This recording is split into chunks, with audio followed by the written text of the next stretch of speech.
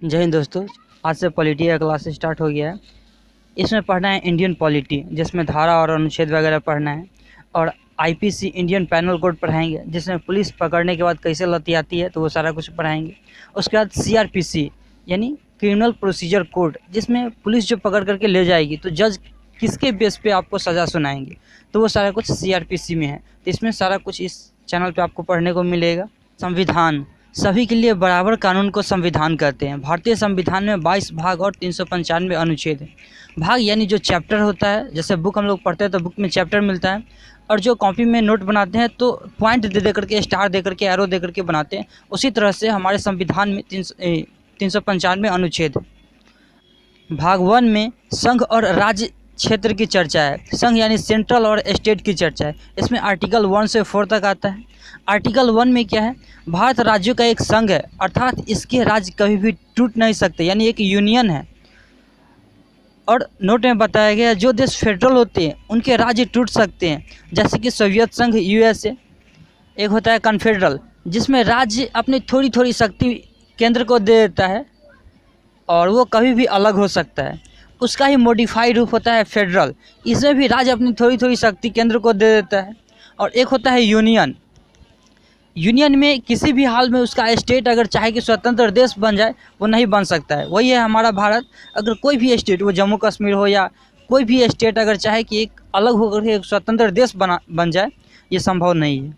अनुच्छेद 2 इसमें है कि संसद राष्ट्रपति को पूर्व सूचना देकर किसी भी विदेश राज्य को भारत में मिला सकते हैं, यानी किसी भी अदर स्टेट को जो भारत में नहीं है उसमें अगर मिलाना है तो राष्ट्रपति को पहले सूचना दे दिया जाता है। पहले इसलिए सूचना दिया जाता है ताकि वो लोकसभा से, राज्यसभा से पास जब हो जाए तो राष्ट्रपति उसको दोबारा संशोधन के लिए न भेजे और जल्दी ही सिग्नेचर कर दे। तो राष्ट्रपति को सूचना दे करके किसी भी स्टेट को या किसी भी अदर पार्ट ऑफ स्टेट को ऐड किया जा सकता है। जैसे एग्जाम्पल है, 16 मई 1975 को सिक्किम को भारत में ऐड किया गया था। इसके बाद अनुच्छेद 3 है, संसद राष्ट्रपति को पूर्व सूचना देकर वर्तमान किसी भी राज्य के नाम तथा सीमा बदल सकते हैं, यानी राज्य के नाम बदल सकते हैं, उसके सीमा को तोड़-फोड़ कर सकते हैं। जैसे आप देखिए, बिहार से झारखंड को अलग कर दिया गया 2000 में, फिर उड़ीसा से ओडिशा बना दिया गया, उसका नाम बदल दिया गया। अनुच्छेद 4, अनुच्छेद 2 और 3 में किया गया संशोधन अनुच्छेद 368 के बाहर रखा गया, अर्थात इस संशोधन को राष्ट्रपति नहीं रोक सकते।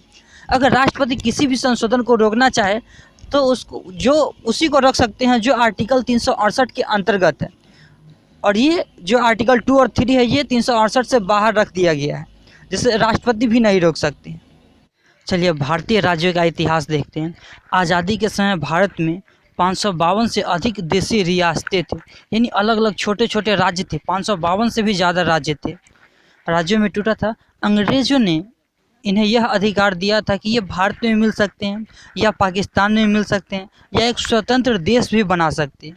इन रियासतों को भारत में मिलाने का कार्य सरदार पटेल तथा के मेनन ने किया। उन्होंने सभी राज्यों को भारत में विलय करा दिया, किंतु 3 राज्य विलय के लिए तैयार नहीं थे। अब ये 3 राज्य कौन कौन थे, चलिए देखते हैं। पहला है जम्मू कश्मीर। यह स्वतंत्र देश बनाना चाहता था। यहाँ के राजा हरि सिंह थे और उनका प्रधानमंत्री शेख अब्दुल्ला था। इसी बीच पाकिस्तान के इशारे पर पाकिस्तान में घुसपैठी होने लगी, यानी आतंकवादी घुसने लगे, और 26 अक्टूबर 1947 को कश्मीर विलय पत्र पर हस्ताक्षर करके भारत का अंग बन गया। जूनागढ़, यह गुजरात का एक रियासत था जो पाकिस्तान में जाना चाहता था, किंतु सरदार पटेल ने जनमत संग्रह करा लिया, यानी वोटिंग करा लिया। लोगों से पूछ लिया कि आप कहाँ जाना चाहते हैं, पाकिस्तान में जाना चाहते हैं या भारत में रहना चाहते हैं। तो ज़्यादातर लोग हिंदू थे, वो भारत के लिए ही वोटिंग किए और इसके तहत रेफरेंडम करा करके उसे भारत में मिला लिया गया। अब तीसरा था हैदराबाद। हैदराबाद के निज़ाम ने हैदराबाद को पाकिस्तान में मिलाना चाहते थे, किंतु सरदार पटेल ने पुलिस की वर्दी में सेना भेजा और जिसे ऑपरेशन पोलो कहा गया। इसी के तहत हैदराबाद को भारत में मिला लिया गया। अब सोचिए ना, हैदराबाद को पाकिस्तान में मिलाना चाहता, हैदराबाद कहाँ है और पाकिस्तान कहाँ है। इन सभी देशी रियासतों को मिलाकर के एक भारत का निर्माण किया गया। इस भारत को 4 राज्यों में ABCD के रूप में बांटा गया था। भाषाई आधार पर राज्यों के गठन के लिए 1949 में एस के धर आयोग का गठन किया गया। किसका? एस के धर आयोग का। किंतु इसने भाषाई आधार पर राज्यों के गठन का विरोध किया। तेलुगु भाषा के लिए अलग राज्य की मांग करते हुए पेट्टा श्री रामुलु, जो कि आंध्र प्रदेश के थे, क्या था नाम, पेट्टा श्री रामुलु ने भूख हड़ताल पर बैठ गया और 56 दिन के भूख हड़ताल के बाद उनकी मृत्यु हो गई। अब सोचिए कोई भूख हड़ताल पर बैठ गया और वो उनकी मृत्यु भी हो गई। फलस्वरूप नेहरू जी ने 10 अक्टूबर 1953 में तेलुगु भाषा के लिए एक अलग राज्य आंध्र प्रदेश को बना दिया। अतः यह भाषा के आधार पर गठित होने वाला पहला राज्य बन गया। अब अंततः यह भाषा के आधार पर गठित होने वाला पहला राज्य बन गया। अब एसएससी में पूछता भी है कि भाषा के आधार पर गठित होने वाला भारत का पहला राज्य कौन है, क्या होगा, आंध्र प्रदेश है।